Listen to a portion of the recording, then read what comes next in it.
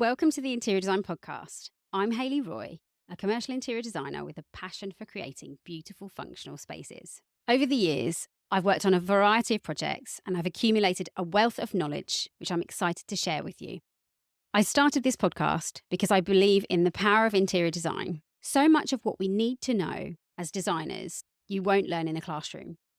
Whether you're an aspiring designer, tackling your home project, or a seasoned pro, this podcast is for you.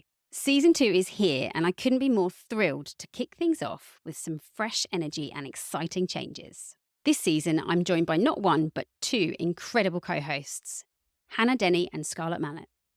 Together, we're diving deeper into the world of design to bring you more perspectives, lively debates, and all the tips and tricks you need to thrive.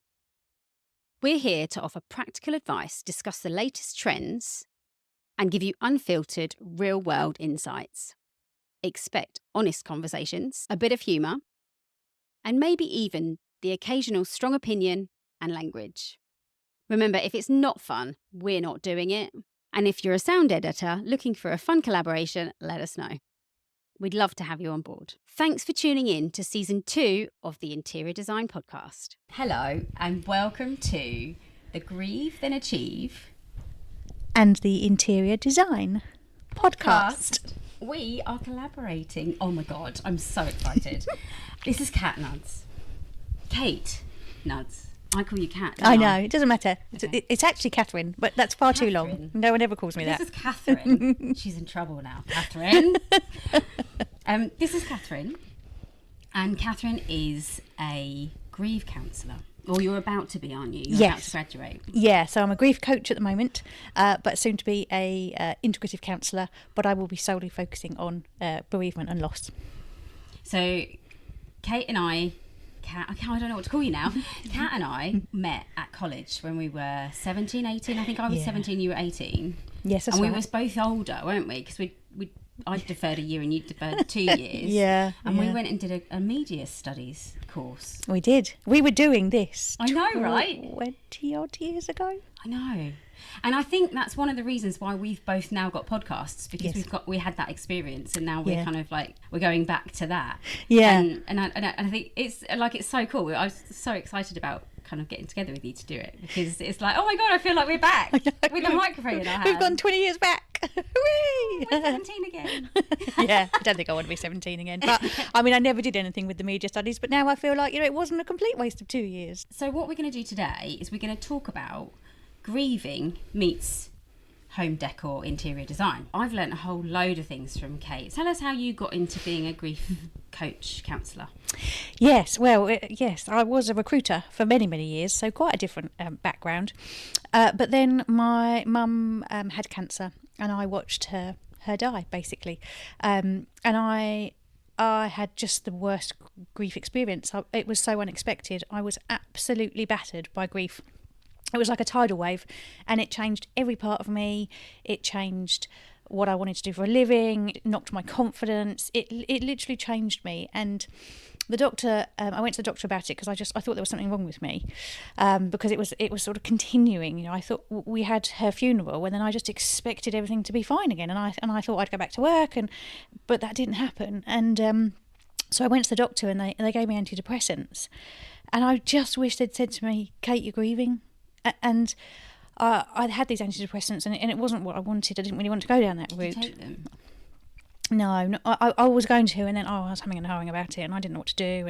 And then I started to look into grief, and I just started to think, like, what am I going through? I think I started to Google bereavement and grief, and then all these symptoms came up, and I was like, wow, why is no one talking about this? Like, it changed every part of me. And I watched other members of the family kind of all went back to work, and they sort of got on with their lives, and I was like, why am I different? What's happening to me? And then I realised, doing more and more grief work and reading more books and talking to more and more people about their own grieving experiences, that it's just so different for everybody. And I was just like, but this is going to happen to everybody, right? We're all going to have some sort of loss in our lives, and there's so much loss. There's pet loss, baby loss, divorce, health loss, finances. We lose so much over a lifetime. but we don't talk about the grieving process that we then go through. And I was like, no, I've got to do something about this, because I just never wanted anybody to feel the way I felt. It was so unexpected. The grief was so unexpected. I just didn't equate it to grief, which sounds bizarre, but it wasn't it was only when I started to kind of really learn about grief, I just thought I need to do something about this. So I was already career coaching, so I did quite a lot of education around grief, and then moved over into grief coaching. But I think grief coaching is quite different, very different from counselling. And actually, people, when they're first bereaved or going through a loss, they potentially need more counselling. And then, perhaps further down the line, and with some counselling, when they're in a different space, then coaching. So I would like to be able to take people on a whole journey with me, so that when they need counselling, they can have me as their counsellor. But also when they're ready for coaching, we can do coaching as well. So it's a very long-winded reply, but it's been such a journey. Lovely. I've seen you go through it, and it's actually so nice that you're helping other people, and you're so enjoying it, aren't you? It sounds weird, I know, but I feel so privileged to have people sit in front of me and tell me about their grief journeys, and it might be from a month ago, or it might be from 10, 20 years ago, but it's such a privilege to sit with someone who is grieving and to walk that journey with them. I feel so lucky to have found this, even though it was through quite tragic circumstances. I feel like something good came out of something that was pretty horrendous. How did you get into interior design? I think my interior design journey started when I worked on yachts. I worked on super yachts when I was younger, and I used to help, not necessarily interior decorate, but I used to arrange flowers and arrange table dressings and things like that. And I got to know the owners of the yacht, and I got to know their taste, and I watched them design certain elements of the yacht, and I think that really inspired me. And I was doing a lot of cleaning, which I love cleaning, and I was kind of like just really dressing everything, I suppose styling, really. We were doing a lot of flower arranging, things like that, and I just loved it. And I came back to the UK after 3 years travelling, and then I went to work for my dad, and my dad owned a commercial interior fit out company. So it's sort of almost, I'd come from like a 6-star, and I'd kind of like had to lower my standards a little bit. And less sunshine, I suppose, as well. I know. And so we were selling furniture, sort of, a lot of low-end products. But I was meeting clients, I was helping space plan, I was helping do mood boards and things like that. So I was kind of doing that kind of thing. I loved it. And towards the end, when I worked for Dad, I knew that I wanted to have my own business. I didn't really know what I wanted to do, but I knew that I loved interior design, and I'd done interior design courses. So I thought, well, it was kind of the natural progression, and I ended up sort of project managing as well, because I'd been a managing director before. It was kind of like a natural thing for me to do that as well, because I like making things happen, and I'm a bit of a control freak. So then after our business shrunk in COVID, I was kind of like missing teaching people, because I had a much bigger team before. And then my son got diagnosed with ADHD, and I found this podcast called the Adults ADHD Podcast, which I absolutely binged listened to, and I loved them because they were so real and so normal, in my eyes anyway, because I think I've got ADHD too. Well, I know I have. So I listened to this, and what I got from each episode was education. I learned something from every episode. I learned something really, really good that I could take away and use in my everyday life. And I was like, oh my God. And after I'd sort of binge listened to this, got diagnosed with ADHD, and decided that I needed to maybe focus on my interior design career again, outside of my workplace, or like on the road, I decided that I wanted to find an interior design podcast that was going to teach me, like this other one. Could I find it? No. So then I thought, well, okay, let's do it. And obviously the media studies training, well, I only lasted 3 months in my media studies course, but you did the whole course. I managed 2 whole years. Yeah. Oh my gosh. Yeah. But I loved that, like that whole kind of, we were kind of microphones in hand and recording yeah, we were. ourselves. We had a little tape recorder that we used to carry around. I mean, massive, this is all a little bit more technical than what we had, but yeah, it was fun. It was interviewing people, and it was learning about people, and it was being educated by other people. I think that's why I loved it so much, because it was listening to people's lived experiences. Full circle, 20 years later, that's what I do. It just happens to be from a grief perspective. But I remember you telling me about that podcast. Like every episode, you would call me and be like, "You need to listen to this because they're talking about this and they're talking." And I was like, I might listen to it. I don't know if I ever did.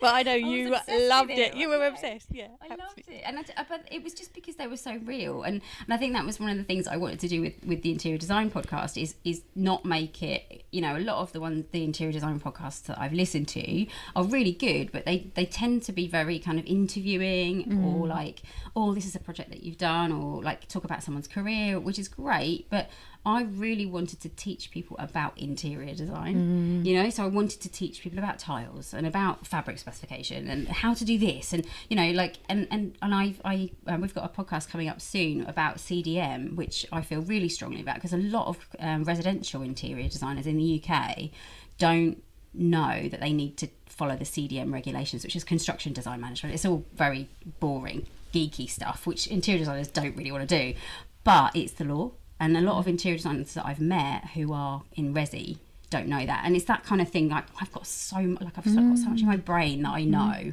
I want to be able to share that. And I also want to be able to learn. So every guest that I come in, I mean, I've listened to your podcast as well, and it's so lovely because, you've got these people who are sharing their experiences. And, I'm like sitting there, I haven't lost either of my parents. And some people are talking about losing their parents. And I think there's this thing with your podcast where people are being really, really honest and open, and actually talking about how they feel about losing somebody. And I'm like, oh my God, I'm going to have to go through this. But actually, knowing some of the things that I've heard on your podcast, I kind of feel a little bit more, not that I'm going to ever be prepared to lose parents, but I feel a little bit like, oh, okay, that's what's going to happen. So I know what's going to happen. That was my problem with it. I just wasn't prepared for grief because I didn't really understand the grieving process and what I would go through. And I didn't realise it would affect my body, my mind, every part of me. So just being able to have these conversations with people, and we are quite open and we're all very vulnerable, but that's the point of the podcast. And I always make sure that the opening part of the podcast says that if you're not happy to talk about death and dying, then please don't listen, because we do talk about it. But there's suicide, I think I've said there's baby loss, there's parents dying, there's also losing parents to dementia. So you've got the anticipatory grief where you're losing them before you actually physically lose them as well. And there's just so many conversations that it just other people out there are going to go through this, and if we're not talking about it, you feel like an island. You just feel like you're the only person, and that you just don't really understand what's going on. So there is that education piece to try and help people know that they're not alone, I think, really. And we're not, we're all going through the same shit, aren't we, really? I mean, people I think now compared to when we were young, people talk about things a lot more. We were talking about this earlier, weren't we? Like, when we were young, it'd be like, children should be seen and not heard. And now my son's got a little pillow with all his emotions on, and you're encouraging him to talk about what emotion it is he's feeling and things like that, which is lovely. Hooray! But we were also saying that makes everyone woke. So, like, what do we want? Do we want woke, or do we want to be heard? What do we want? Yeah. But I think that's the thing as well. Understanding your feelings. You don't necessarily always have to talk about them if you don't want to, but understanding what you're feeling and sitting with it. And that's part of what we talk about a lot in grief. It's quite alien for us to sit in sadness or anger or whatever's coming up, but actually sometimes you've got to do that, and it's quite hard. Yeah, that was one of the things that I learned when I had some counselling a few years ago. I was talking about, so my son's father was very absent when he was younger, and I always struggled with the idea of how am I going to help him not get hurt by this? And I remember my counsellor saying, you can't. He's going to be hurt by this, but you just need to sit with him in his pain and be there for him, and then that's the only thing you can do. And I suppose that's the same with grief, isn't it? You just have to sit in it. You have to recognise it, sit in it, feel it. But there's some, there's some things that we can do to be more resilient.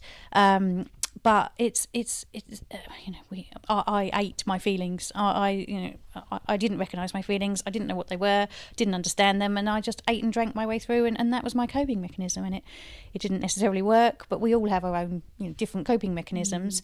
But the fact that we're sitting here talking today about it, how different is that? I mean, it's just brilliant. It's amazing. It is.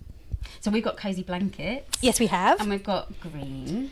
And we're going to talk about grief, and we're also going to be talking about how we can make ourselves feel better by the things that we surround ourselves at home. Yes. So one of the things I wanted to ask you about before we start talking about interior design, because obviously that's what I want to talk about. This is all so different. Like, you talk about interior design, I shut down, I buy new builds, so I have white walls, I don't have to think about it. And we could not be more different, and yet we've been friends for 20 odd years. I know, right? It's mad, isn't it? But there's I think there's something that you said to me earlier about the 5 stages of grief. I feel like there's this not stigma, but there's this thing that out there about the 5 stages of grief, and actually it's not grief, is it? Can you tell listeners about it? When I first started, like, what is wrong with me, sort of started looking at grief, it's one of the first things that comes up, the 5 stages of grief. And I started to look into it, and I was like, oh, okay, but I'm not really angry. I can't really be angry that she's died, and I can't be in denial, because I was there. I was part of it. What are the 5 stages of grief that people always hear about? So you've got I can't remember the exact order, but there's denial, there's bargaining, anger, and the final one is acceptance. There's another one in there. But the 5 stages of grief, I think, originally came from Elizabeth Kubler-Ross, who was in palliative care, I believe, and the stages were actually the stages that somebody who was dying would go through, which, once I learned this, it made much more sense to me, because you would want to try and bargain your way out of it. Of course you would, and perhaps you would potentially be trying to deny it as well, and eventually get to acceptance. So I think the 5 stages can be quite helpful, but actually also not, because I read them as if, like, if I'm not angry, then does that mean I'm not grieving properly, or should I be bargaining, and I found it all a bit confusing. Like, it was these are the absolute things you're going to go through, and it's going to be almost in quite a linear process. But of course, as we know with grief, nothing is linear. So you can have all these emotions in a minute, let alone anything else. So it was quite interesting to read about, but it does make more sense for those that are dying that perhaps would go through those stages. So what could you expect then? Is it sort of like opening Pandora's box? Yeah, literally, because if that was the right thing to say there. Pandora's box is supposed to be good. It's not Pandora's box, is it? Well, you just open up you go into a chasm. I mean, you can have any emotion, and like I say, that every emotion can come within seconds. I mean, I am 3 years down the line, and I was in WH Smith the other day, and I thought, oh, I'll get Mum that crossword book. No, you won't, Kate. And it's things like that you don't expect. Like, I was, doing my day, going about my day, nipping into WH Smith for something, and then I'm in floods of tears. And I think that is almost the problem with grief, and the bit that we don't really talk about is the emotions come so unexpectedly. It might be a sound, a smell, a memory. The emotions that you have come out of nowhere. And how do you navigate that? How do you cope with that? Because it's really quite, I didn't particularly want to be in WH Smith in tears, so I wasn't expecting to be. So, and that's the thing about grief. But it's also taking the pressure off yourself and going, do you know what? It's okay. I'm grieving. I'm going to be grieving forever. Unfortunately, she's gone forever, and therefore I'm going to be grieving forever. And it's that acceptance. It's going, it doesn't matter. Yes, you are. And I've been through counselling. I've had some great therapy, which has really helped me. I'm a big advocate for therapy, as we know. Therapy. but it helped. But it's also just taking that pressure off your shoulders and going, do you know what, you're grieving, and that's okay. And I think a lot of people, we were talking about this, about sort of what can you do at home, and if you are grieving, one of the things that a lot of people are doing is being quite insular, is what you said, isn't it? And I'm like, well, okay, if you're grieving about something and you're upset about something, and and you're stuck at home, I think the best thing you can do is get really cozy. Yes. And get definitely some cozy blankets. Yeah. Make sure you've got lots of oxygen in the air. And Yeah. some real plants. Yeah. You know, look after yourself and like surround yourself with things that you love and tactile. It's that it's this the soft. This blanket is yeah. amazing, isn't yeah, it? it is. So And soft. it's that metaphorical hug, because you might be grieving Yeah. on your own, you might not have anybody around you, but if you can have that sort of that softness and that coziness, and you know, we do. I certainly sat on the sofa and cried a lot, and you get very dehydrated because you are in tears the whole time, and you don't think that you're necessarily dehydrated, but you need to keep your water intake up. But also, I just, you know, I wanted something around me that was soft and warm and was that hug that I wasn't getting from a person, but I was trying to get it in other ways. Yeah, so I'm like really because I've got ADHD. I've learned this in my 40s.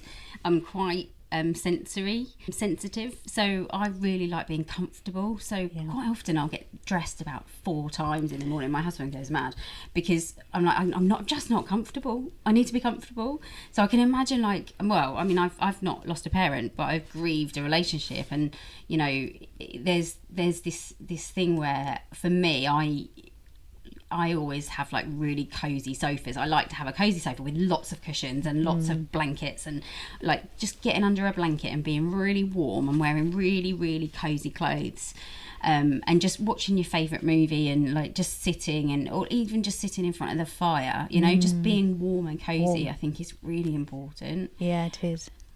And plants are really important. Why do we buy flowers that die for somebody who is grieving? I've never really understood that. Here, have some flowers, and in 7 days' time they're going to be dead. And you're going not nice. But it's just something that we all do. And did you think about that when someone bought you flowers? It sort of came from that, and then obviously doing a lot around grief, and I just thought, this is ridiculous. Because I wanted to give somebody something, and in the end I gave them a plant because I wanted them to keep, you know, to have something long term. And I went to get flowers, and I thought, hang on a minute, they're going to die. They don't want to look after them because grief is overwhelming. The last thing you want to do is be worrying about whether you've changed the water in your flowers or whatever, and then they're going to die, and it's like, hang on a minute. But if you do want to buy someone flowers and they're grieving, you can buy dried flowers. Dried flowers last forever. I've got a little video actually that I've not put up yet, but I've did some arranging of dried flowers the other day and videoed it. But yeah, no, that's the perfect example of what you can do. I mean, plants create oxygen, but if you do want flowers, if you want to just brighten someo's day, and they, you know, put it in a vase, then dried flowers are amazing. They are. And I met somebody that I met her at a networking meeting, and she does artificial flower arrangements. And as soon as she said artificial flowers, I was taken back to the 80s. Those like those, you know, fireplace replacement artificial flowers, just collect dust. And when she said about it, she obviously saw my face, and she went, "No, everyone does the same." And then she brought them out, and I was like, they're artificial. I couldn't believe it. It was a lily, and I would not have known it was artificial. This is a bit of eucalyptus. You would never know unless you get up right close to it. But yeah, amazing. So that's something that you could to give that isn't necessarily then going to die in a week's time. I love that. I've never thought about that. It's a weird thing, isn't it? It's a very bizarre concept. So if you have lost someone and you're grieving them, especially if someone's got older or if they've got sick, there'll be a period of time where they wouldn't look themselves as you knew them. So there'll be a period of time where you'll remember them in that way because they weren't well. And I think it would be a really good thing to have pictures of that person around you, lots of them if you want to, of the good times that you've had and the really amazing, the most amazing parts of their life that you remember spending with them, and having those next to your bed, or you know, if you want to say goodnight, you know, if you've lost your partner, you'd probably want to do that. If you've lost your mum, you might want to have it in your living room, in your kitchen, you know, wherever you would have normally phoned your mum. Where would you I would phone my mum in the kitchen and go, "Mum, how do I make a cake? What do I do?" That's generally what I'm doing in the kitchen. So if I lost my mum, I think there would be a really prominent place in my kitchen for her. Do you know what I mean? So I think if you've not used to putting pictures on the walls, you can do anything. You can go to Tesco's and you can print out a canvas, or your most favourite supermarket. If you're in the US, I don't think they have Tesco's, but in the supermarkets in the UK, you can actually order stuff online, and you can order a canvas for not a lot of money. Or you can print out a photograph and put it in your favourite frame. Or like what would say we're going with my mum. Sorry, Mum. I really don't want you to die yet. Thank you. Please don't. But if say we go with my mum. My mum really loves crafting, for example. So I might make a little crafty page for her and put it in a frame and put a photograph of her in the middle of it. So it would be like a tribute to that person. And it's a memorial place as well. Exactly. To and remember the flowers that they love and things like that. Obviously not ones that are going to die. But if I love eucalyptus. When I'm dead, everyone can remember me from eucalyptus. I've always got eucalyptus in there. So it's that kind of association, like those things that you remember them for. Have it around you and make the cake that she gave you the recipe of. That's the thing, and we talk a lot about that in grief, about how you can almost memorialise that person, and they haven't gone because you're using their Yorkshire pudding recipe or you're using their cake recipe, and so they're always with you in some form. They might not be physically with you, but they are with you. But that is one tip. You were talking about photos. Take photos of everything. I wasn't a big I didn't really take photos, but they're all you've got at the end. And now I take photos of everything because it's all you've got. So, and if you haven't got photos, then, and sometimes they can trigger quite sad memories, but a lot of the time they can trigger some really lovely memories that you've completely forgotten about. So, yes, absolutely, take photos. And you can get those like tiles, can't you? You can make mixed tiles. Yeah, you can do all sorts of things now to have memories on the wall or on the mantelpiece or on the table or wherever. Do you know, my ex-husband did something for his mum, which I thought was amazing, where I don't know where he got it from, but it was a big canvas, and he got photographs of his mum for his mum, and printed out lots and lots and lots of all the photographs that he'd ever taken, and he used to take a lot. So I think it was like this massive canvas just with all her face on it, and she loved it so much. It was so many memories, and you could just sit there watching it for hours and go, oh my god, I remember that, and oh my god, I remember that one, and it's so lovely doing something like that. And I think just generally in your house, like having those memories is so important.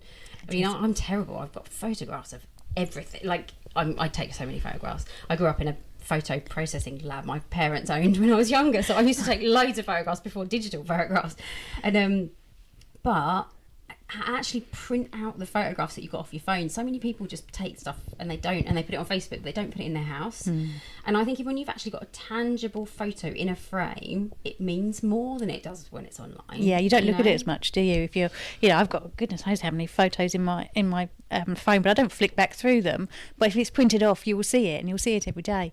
And when you've had quite a traumatic death, often those memories are with you all the time, and it's trying to replace those traumatic memories with the better memories that you had before that trauma, really.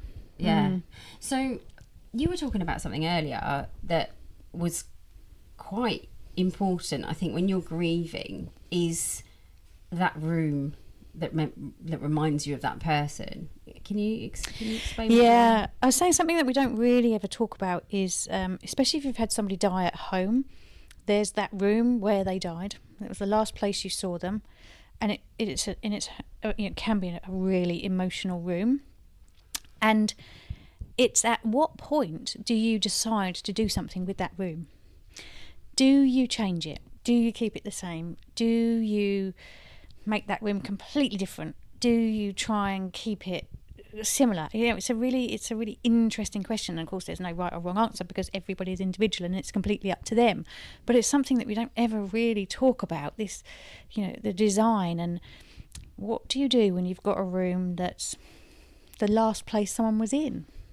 Yeah, I mean, Chris, my husband, his mum died in their downstairs room obviously she couldn't get upstairs when she was really sick, and that used to be her sewing room. She used to be a seamstress, and you know, that room is never really changed in their house, and I think that happens a lot. But it's whether or not you want to make it a shrine to that person, and it might be that actually, rather than keeping it as it was, it might be you paint that room in all their favourite colours, and you put pictures of them up in that room, and you've got a little cosy sofa that you can sit and just think about them, or write about them, or you know, write down memories of who they were, and you know, that now that they're fresh, because you know, memories fade, don't they? And but yeah, you can keep it. I mean, especially like we were talking about this earlier. So some people lose their kids. Yeah. Like a children's room, like how don't oh my god, I can't even imagine what that's like. But like actually having that child's room, I couldn't. I don't know if I could change it. No. Like you just can't. You just shut the door, wouldn't you, and just be like, okay, we're just going to deal with that next time. And that's the thing. And when is next time? You just kick that down the road. Yeah. But then I suppose actually you might get to a stage where you're feeling a little bit more okay about it, and then you can tidy it, and you can go in there to remember. So you'd use it as its own memorial. But it's a topic that we don't really talk about. And of course, sometimes people have very complex relationships with people, and sometimes that relationship isn't always that great. So you've got that aspect as well when you haven't got a great relationship with someone. You know, what do you do with that? And they die at home, and you know, then you're dealing with all of that grief for that complex relationship, and then do you change that room? Do you change it to something completely different? Or there's just so much to consider around grief, and that's why these types of conversations are so important. There's absolutely no right or wrong. Like you know, everybody is so different, but no one's talking about it. Let's talk about it, because it might happen to you, to me. You know, we don't know what's going to happen next, and it's a consideration. Something we hopefully don't ever have to talk about. You know, what you do with that room, but we might. I struggle to go into the room at my parents' house where my mum died. I really struggle. Was it their bedroom? It was no, it was a downstairs. It was turned into a bedroom. So we had a hospice at home. So we had the carers come in, and they did I think what they call a virtual hospice. Especially it was over COVID time as well. So they didn't want us in and out of the hospice. And it was great for us because it meant that we were together at home with my mum.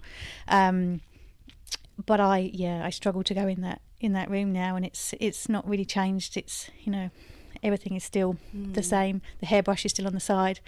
My dad hasn't really touched it at all, and that's his way of coping. I think it would be something that you don't have to deal with. That Absolutely. you just leave, because actually that's going to upset you. Yeah, and I know people struggle with moving as well, because that's another change.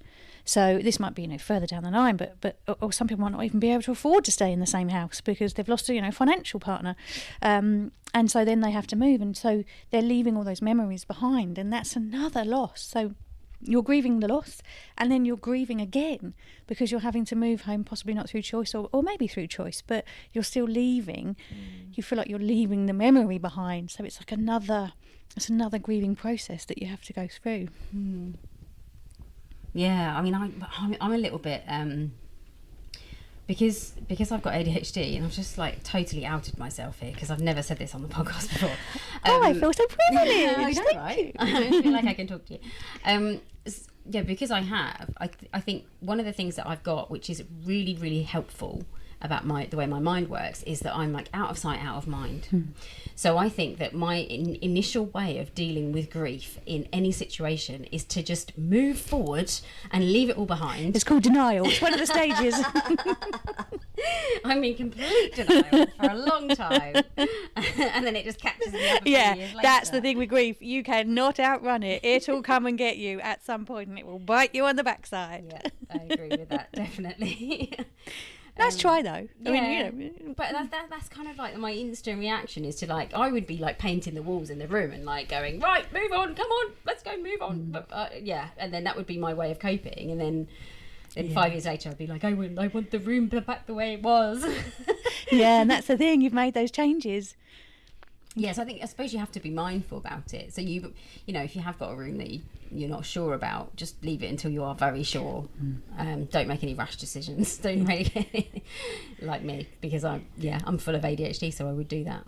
Well, they say don't make big decisions, don't they, when you're grieving? But I decided to upend my whole life, change my career and everything, because for me, I like change. So although, you know, it was a horrendous situation, it made me change everything. And I say, you know, if some people, grief can be a catalyst for growth. It can make you make some huge changes in your own life. I think it makes you realise that life is short. I used to know a lady called Leela, and she worked in the interior design industry in the UK. She was always the life and soul of the party, and she was only 28, and she died in I don't know what happened. I never really got to the bottom of it. I'm not very close to the family. I went to the funeral and there was a lot of people there. She was so young, and I didn't realise how young she was actually, but the one thing I took from that is, like, she was always there. Like, whenever I went networking in the industry, like, she was just always there. She was like my wing woman. She was amazing. But then all of a sudden she wasn't there, and she was so young. Like, she was younger than me. So I was going, oh shit, you know, life is short and you've got to make the most of it. And I think that's one of the reasons why a lot of people do change. Yeah. Because they realise you're not on this planet for very long, are you? And you've got to make the most of it, and, you know, and also that's one of the things with like all the things in your home as well. Like, you're not here for very long, so, like, why not make your home really lovely? Why not make your surroundings something that you really love? And one of the things that I say when I'm doing a design for somebody is, if you don't love it, I don't want you to have it. Like, you need to love it. Yeah. You're going to live with this for a long time, and I do not want you to be swearing about me in a few years. So you need to love it. You need to, like, really connect with the things that you've got around you. And I think that's, for me, whenever I have, like, a drastic thing happen and a change, I always like to decorate. Like, quick, change it. And, you know, Shall we talk about that from a therapy perspective? yeah, go on then. What is it about the change? What does that mean for you? Oh, I don't know. I just love change. I'm like you. I love change. I love things to move. I don't like standing still. So I like things to move and to grow. Like, I'm constantly going, oh, I must get new frames for that, and I must do this, and blah, blah, blah. And, you know, and for me, if I've got a picture in a frame that's faded, like, it's a massive issue. Like, I'm like, oh my God, it's got to change. And, you know, We haven't got enough hours for this. Yeah, I love it. Since Kat's become a counsellor, she's properly counselling my arse. She's like, have you thought about why you think that? And I'm like, oh my God, I love it. Because you can't counsel your friends, but I just make you question things. That's all it is. Why is it that you like change so much? But no, you love change. I do love change. Like I me. do. I love it. I remember an old boss said to me once that she said to me that you don't like change. And I was like, you have absolutely got me wrong. And I think, I wonder if I should take that to therapy, because I feel like I'm battling against that all the time. Like, I love change. Change is, for me, change is growth. But I'm sure It might be similar to me, because you're quite similar to me. I love it when things change, when I'm in control. But you've got... if someone else is like, this is going to change, Yeah. and you don't want to do it, it's like, what? I was going to get to that about Oh. change in general, and, you know, who's making those changes? Yeah. Me. They're fine. Those ones are fine. That's why I run my own business. Obviously, my clients tell me what to do, and I embrace that. But I suppose you educate as well, though, don't you, with that? Well, I like to think, I mean, it depends on the client, but I mean, I've got a client at the moment who I'm helping her make informed decisions. So the client I've got is really creative. She's amazing. She hasn't got time to do the interior design, but she wants to be really, really involved. So I'm basically saying to her, she's coming to me going, I'm thinking I'm wanting green tiles in the toilet. What do you think? And I'm going, right, yes, this, if you do this like this, the psychology behind it is this. So for example, I don't know about green tiles in the toilets, but furniture. So if you have really hard seats it won't feel very comfortable, but it might be something that you want to create a behaviour around. So, for example, if you don't like guests in your house, hard seats all the way. Your chair's really comfortable. The others are not. They won't stay very long. So, like in a restaurant, if you want in and out, I suppose, quick turnaround. Pizza Express do this in the UK. Hard seats, and they turn the tables. Don't get comfy. Yeah, they turn the tables, and things like the Noodle Bar in Colchester. One of the ones that we've done recently is on my blog if you want to see it, and on all the socials. The YouTube channel as well. Sorry, got to mention YouTube. Their furniture is hard, and they were talking about they extended the restaurant because they bought the property next to the restaurant, adjacent to it, and they knocked through, and they were talking about having more comfortable seating. And I said to them, oh, you need to be careful about this, because if you have more comfortable seating, people will stay for longer. And the first thing they said to me was, we turn those tables 5 times every weekend. Wow. In one day. So it's like, well, if you want to carry on doing that, just know that the comfortable seats that you've got might not turn as quick as the other ones, you know. And there's a psychology behind that. And, you know, if you're grieving and you want to be left alone, just get rid of the furniture and get some really uncomfortable chairs. and make your sofa like a little epiphany of comfort and luxury, and just look after yourself in that. Make sure you've got a little table, like a little nest of tables next to you, so you can put your bottle of water or your peppermint tea or whatever it is that you need to have to keep you hydrated, because that's bad. Yes, it is. Yeah, it's something you never think about, but you lose so much through tears. And actually, again, something I learned through grief is that the tears are good for you. There's a chemical in the tears that can, I want to say, no, I can't remember. There's a particular chemical that if you've been crying for a while, it can be quite soothing. The tears are actually the chemical in the tears is quite soothing. I need to read up on it more because I'm not explaining myself very well. But yeah, it's endorphins. There's almost like an endorphin that it's like a hormone, isn't it? Like comes from the tears. So and we often try and stop people crying. Because normally we can't handle our own emotions when we see someone else in sadness or whatever the tears are for. But that it don't stop someone. Let them. If someone is sad, let them cry. People say it, don't they? Don't cry. Yeah, no, you're told. You're always told to squish it down all the time, or we touch, and that's again a sign of almost stopping. Oh, is it? Yeah, because you're almost saying like, don't do that. Stop doing that. But actually, what about hugging? I'm a hugger. You're a hugger. Not everybody wants to hug either. I love hugging. Some people can really struggle with hugs because of their previous experiences. So ask. The best thing to do is ask. Can I hug you? What do you Would need? you like a hug? Not can I, because it's not for you. It's for them. Do you know what? One of the things that me and my husband say to each other is, what do you need? Yes, exactly that. And I love that, because you go, I just need you to tell me it's all going to be all right, or I just need a hug, or I just need to be left alone, or whatever it is. If someone asks you what do you need, you've then got the opportunity to think about what you need, because actually you might not know. Well, and with grief, sometimes you're so overwhelmed you absolutely don't know. Like, leave me a lasagna on my doormat. Don't expect me to come to the door. I don't know what I need. I'm so overwhelmed with everything that's gone on.